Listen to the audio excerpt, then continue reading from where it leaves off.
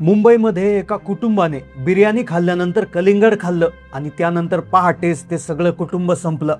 मुंबईमधून एक घटना प्रचंड व्हायरल होत आहे. मुंबईच्या पायधुनी भागात राहणाऱ्या डोकाडिया या कुटुंबाने शनिवारी रात्री चिकन बिर्याणी खाल्ली आणि त्यानंतर 1 तासानं कलिंगड खाल्लं. पुढच्या काही तासात म्हणजेच पहाटे 3 ते 4 वाजता त्या घरातील छोट्या मुलीला त्रास होऊ लागला. वडील उठले, पाहतात तर काय, पत्नी आणि त्यांची मोठी मुलगी देखील गंभीर परिस्थितीत होत्या. प्रचंड उलट्या होत होत्या. ते त्यांना सावरायला गेले तेव्हा तेही जागीच अस्वस्थ झाले. कसं तरी त्यांनी त्यांना झोपवण्याचा प्रयत्न केला, पण त्यांनाही त्रास वाढला. त्यांनी ताबडतोब शेजाऱ्यांना उठवलं. शेजाऱ्यांनी त्यांच्यावरती राहणाऱ्या डॉक्टरांना बोलून आणलं. डॉक्टरांनी लहान मुलीची तपासणी केली तेव्हा त्या लहान मुलीमध्ये कुठलीच हालचाल जाणवत नव्हती. त्यांनी ताबडतोब CPR द्यायला सुरुवात केला. पत्नी, मोठी मुलगी, लहान मुलगी अतिशय चिंताजनक अवस्थेमध्ये होत्या. डॉक्टरांनी एवढ्या गडबडीत डोकाडिया यांना प्रश्न विचारला की तुम्ही रात्री काय खाल्लं होतं. तेव्हा त्यांची परिस्थिती अत्यंत अवघड झाली होती. ते बेशुद्ध होण्याच्या अवस्थेत होते. पण त्यांनी शेवटचे 2 शब्द वापरले. ते म्हणाले, आम्ही बिर्याणी आणि कलिंगड खाल्लं होतं, आणि तिथेच त्यांची शुद्ध हरपली. सगळ्यांना ताबडतोब दवाखान्यात ऍडमिट करण्यात आलं. अगदी 2 तासामध्ये 4ही जणांचा दुर्दैवी अंत झाला. ही घटना वाऱ्यासारखी व्हायरल झाली आहे. लोकांना आता प्रश्न पडलाय की हे बिर्याणीमुळे झालं की कलिंगडामुळे झालं. या लोकांचा अंत का झाला, कारण काय आहे.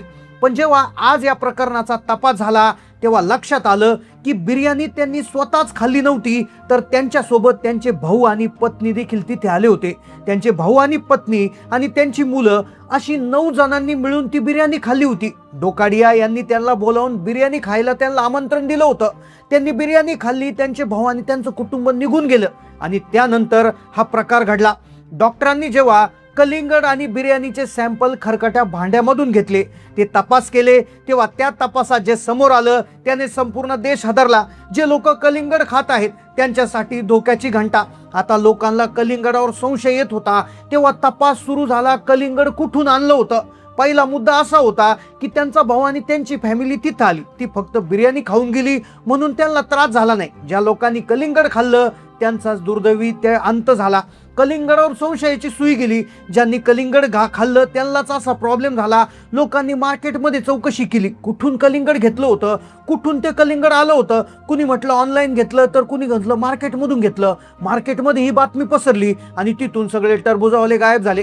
तिथे एकही कलिंगड पाहायला मिळालं नाही. मार्केटमध्ये चौकशी करता असं लक्षात आलं की तिथे कलिंगडच राहिले नव्हते. तिथं फक्त टपऱ्या होत्या. कुठलाच माणूस तिथे उपलब्ध नव्हता. या प्रकरणामध्ये आता जो तपास समोर आला आहे, ज्या प्रकरणाचं सत्य समोर आलं आहे, त्याने संपूर्ण देशाला मोठा धक्का बसलाय. आता जे लोक कलिंगड खात आहे त्यांच्यासाठी या घटनेतून मोठा इशारा देण्यात आला.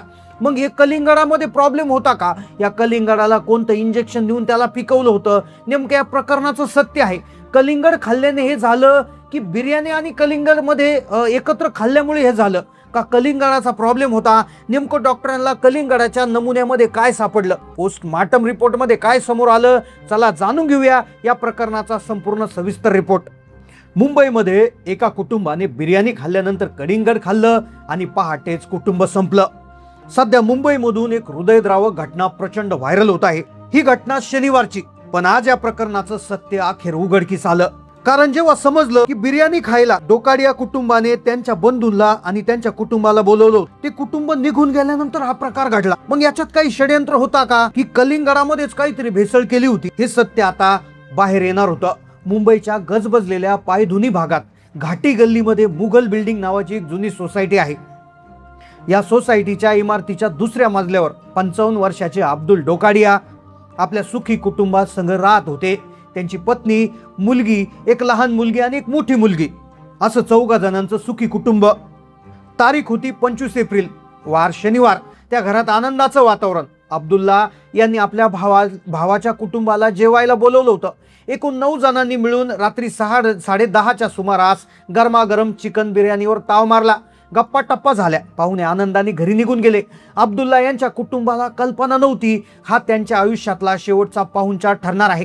पाहुणे गेल्यानंतर साधारण 1:30च्या सुमारास अब्दुल्ला यांनी सकाळी बाजारातून आणलेलं कलिंगड कापलं आणि ते चौघांनी खाल्लं. पण विचार करा, आता ह्या बिर्याणी आणि कलिंगड खाल्ल्यानंतर पहाटे असं काय होईल हे कोणी स्वप्नात देखील विचार केला नव्हता.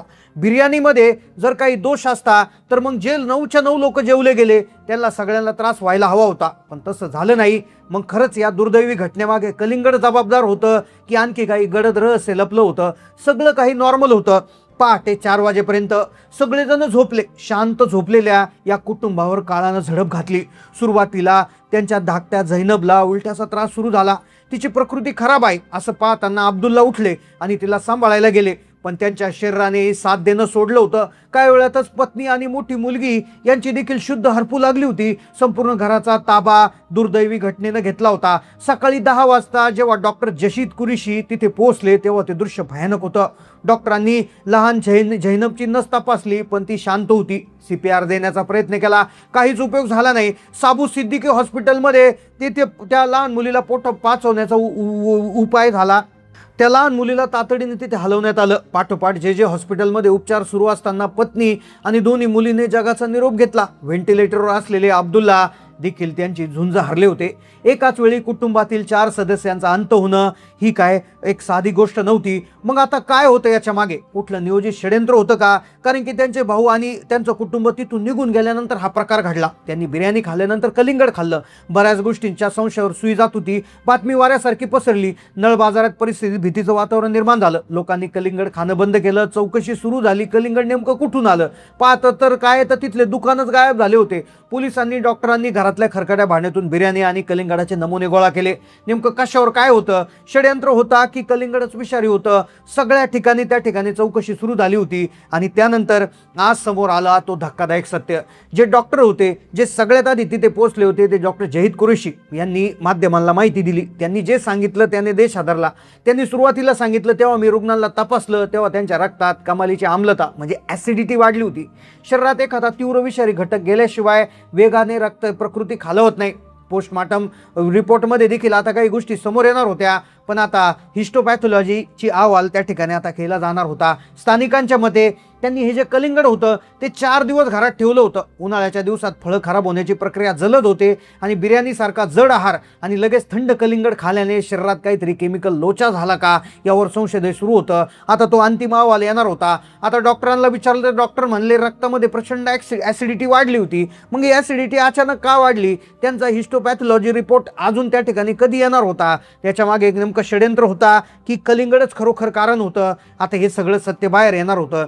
आता खरं तर याच्या मागे एक कारण आता स्पष्टपणे सांगण्यात येतंय की ते कारण म्हणजे ते कलिंगड जुनं होतं. 4 दिवस त्यांनी ते कलिंगड ठेवलं होतं आणि कदाचित बिर्याणीतला मसाला आणि ते जुनं कलिंगड याच्या साखरेतला काही जीवघेणा संगम झाला का असा देखील संशय याच्यात व्यक्त होतो. आता याचा जो रिपोर्ट आहे तर तो 15 दिवसांनी येणार आहे, पण तोपर्यंत डॉक्टरांनी सूचना दिल्या आहेत की मांसाहार किंवा जड जेवण केल्यानंतर फळं खाऊ नका.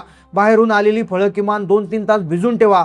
फळांचा रंग आणि चव बदललेले वाटल्यास ते अजिबात खाऊ नका असे स्पष्ट आदेश दिले आहेत. आता या प्रकरणाचं सत्य नेमकं काय आहे ते पुढील 15 दिवसामध्ये आपल्याला नेमकं समजणार आहे. पण तुमच्या मते या दुर्दैवी घटनेला नेमकं काय कारण असेल? तुमचे मतं कमेंटमध्ये नक्की सांगा. चॅनलला नवीन असाल सबस्क्राईब करा. धन्यवाद.